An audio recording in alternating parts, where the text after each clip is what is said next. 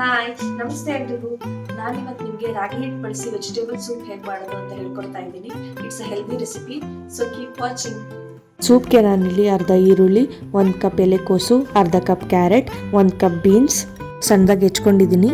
ರಸಳು ಬೆಳ್ಳುಳ್ಳಿನ ಸಣ್ಣದಾಗಿ ಹೆಚ್ಕೊಂಡಿದ್ದೀನಿ. ಸ್ವಲ್ಪ ಶುಂಠಿ ಹೆಚ್ಕೊಂಡಿದ್ದೀನಿ. ಅರ್ಧ ಕಪ್ ಕಾರ್ನ್. ಈಗ ಒಂದು ಪ್ಯಾನ್ಗೆ 1 ಸ್ಪೂನ್ ಬೆಣ್ಣೆ ಮತ್ತು 1 ಸ್ಪೂನ್ ಎಣ್ಣೆ ಹಾಕಬೇಕು.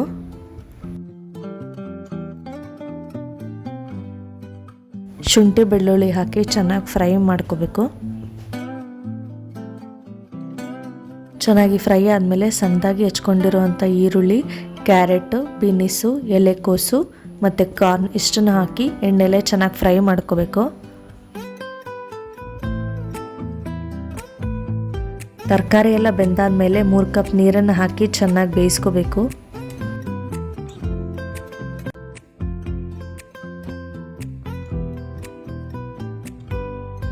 ನೀರು ಹಾಕಾದ್ಮೇಲೆ ಸ್ವಲ್ಪ ಹಸಿ ಸ್ವೀಟ್ ಕಾರ್ನ್ನ ಮಿಕ್ಸಿ ಮಾಡ್ಕೋಬೇಕು.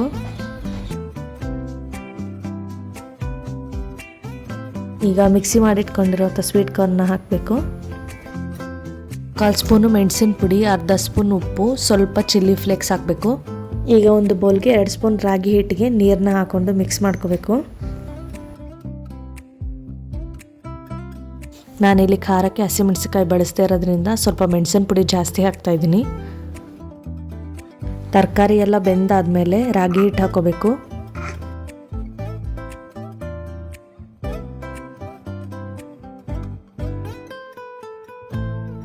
ರಾಗಿ ಹಿಟ್ಟು ಹಾಕಿದ್ಮೇಲೆ 5 ನಿಮಿಷ ಚೆನ್ನಾಗಿ ಬೇಯಿಸ್ಕೋಬೇಕು.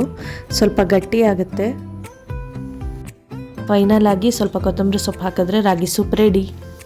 ಈ ಚಳಿಗೆ ಹೆಲ್ದಿಯಾಗಿ ಬಿಸಿ ಬಿಸಿಯಾಗಿ ರಾಗಿ ಸೂಪ್ ಮಾಡ್ಕೊಂಡು ಕುಡಿದ್ರೆ ಸೂಪರ್ ಆಗಿರುತ್ತೆ.